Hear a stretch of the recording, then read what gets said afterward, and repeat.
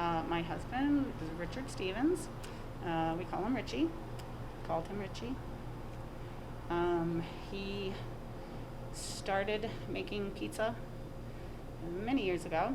When he got out of Vietnam service, he started working down in Georgia at Pizza Hut, and he then came back up home in Shenango County, and he owned a pizzeria. And then in 1984, he began doing concession pizza called Stevens Pizza, which we still, my children and I still run to this day. He then was working for the state, and when he retired, he became very bored, so did not enjoy doing housework. So in 2013, I purchased a pizzeria on 26 South in Russell Center for him, and I named it Richie's after him. And we were there, and then in 2015, this place we saw was available. Didn't look quite this pretty, and we put quite a bit of money into it, and we opened up this spot in March of 2015, and for a year we ran both places, and then closed. It was too much. Closed the place up there in 2016, and then just ran this one. The high school, which is across the street, would come here, and that was my husband's greatest part of being here. He loved the kids. When they came here, he would be out here with them the entire time, often burning what was in the back. And the kids loved him very much as well.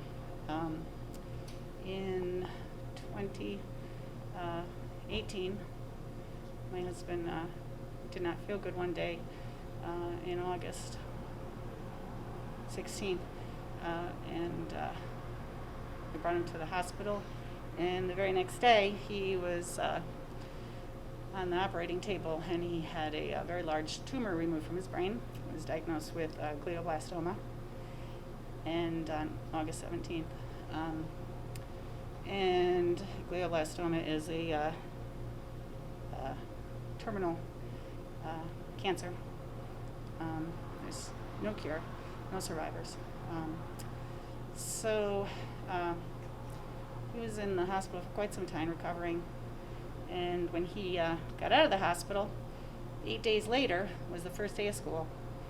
And there's a picture on my Facebook page. And I was here, and I watched the kids, the very first lunch period. About 24 kids ran across the highway. Don't tell their parents. And they ran across the highway, and sure enough, Richie was here waiting for him. He had just gotten out of the hospital 8 days before. And he was here, and they ran in that door just waiting, hoping he would be here. And he was. A lot of the parents made many comments about how the kids would come home and talk about their lunchtime at Richie's, and how they would learn so much about life, the past, and about being a good person, and oftentimes kids would come in and sit down and didn't have any food in front of them, and he would give them pizza because he didn't want to see anybody not eat. We would have parents who would come, and they'd bring their money in to, my daughter would be here ringing the register, and the parents would drop off money, and the parents didn't want their kid to be spending the money on other illegal activities, so the kid would have to come in here and eat and do something healthy with their money, so the parent would trust in us to hold on to the money so that their child would come and eat. Or the kids would come and run up their tab, and parents would come later and pay, you know. So we had quite a great relationship with the kids and the parents of the kids. So that was a real big, special part of Richie's and my husband's legacy. He passed in May of last Oh, year? yeah, 9 months and 4 days he lived and passed May 22nd, What was 2019. What was the response from the community like for you guys after? We had, almost 11,000 views when he passed. It was tremendous.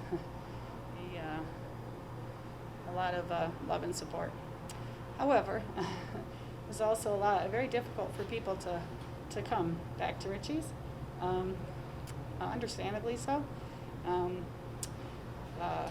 My kids were here working. My one son moved in October. He stayed around for a while just to help out, but he since moved to Texas.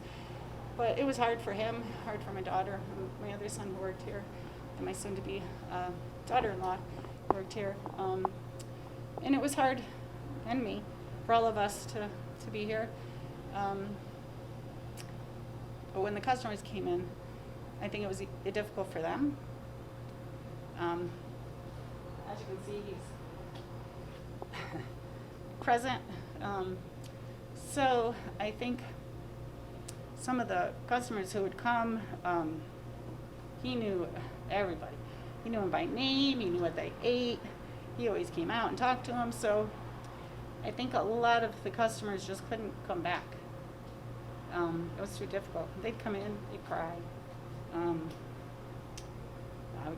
Making me cry, So it was hard. It was hard for my kids, and it was hard on the customers. So I think, as crazy as it sounds, I think it hurt the business. As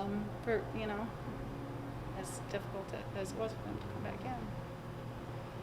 Let's talk a little bit about the decision to close. Well, COVID obviously hasn't helped. I think it's really sad. I watch the small businesses. They've really gotten hit so hard. I watch the drive-thrus. I'm not going to name names, but we all know the drive-thrus I'm referring to, and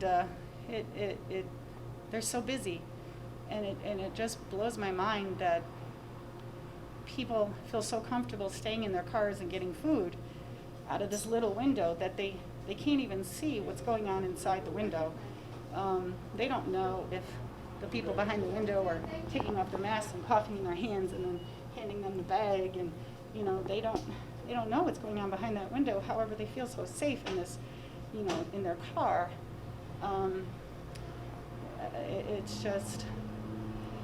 It just really confuses me how people, hear what they hear on the news, or, I just read an article today about a diner that's got a bad rap because, the health department made a comment about it.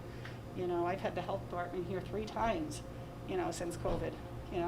They've never found anything wrong. I'm very transparent. I have one other person that works with me. This Skylark Diner across the street used to be crazy busy. They got hit so hard. I'm like one of the last mom and pops around. I don't even know of another mom and pop in Broome County. We're going to be gone. Small businesses are going to be gone, and people's choices are going to be just these fast food places. I have no preservatives in any of my food. We make all our dough fresh. We bake our own sauce. We do our own cheese. Our own rolls. People aren't going to have that anymore. It's really sad.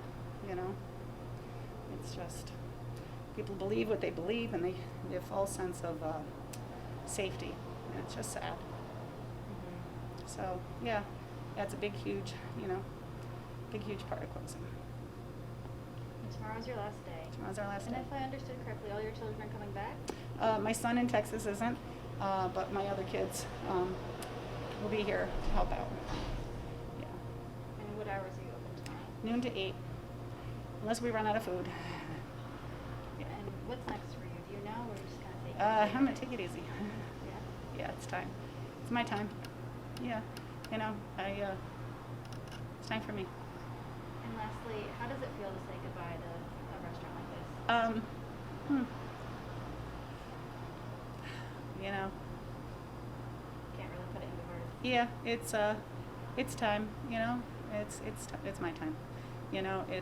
I did what I needed to do.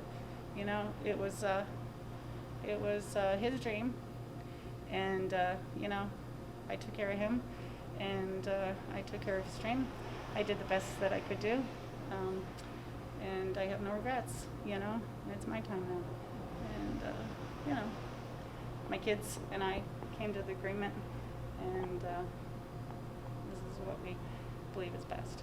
So I have some sadness, but I also know it's best, so I'm okay. I feel sorry for the community, but I know it's best. It's nice that, people have, in the short time we've been here, people have all been making comments. So that's really sweet. It Oh, really yeah. shows your community presence.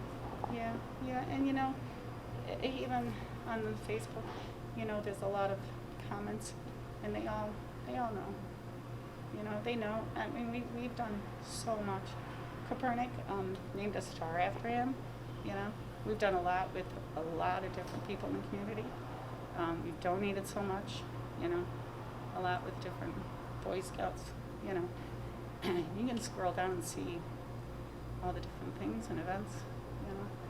It's heartwarming. But like I said, you won't find that. You won't find that in very many places anymore. It's sad. That's the saddest part. Really, really is. Yeah. So Is there anything that you wanted to add? it makes me sad, not just really for, my business closing, but I feel sad for the community, losing the mom and the pop's shops. That's what makes me sad.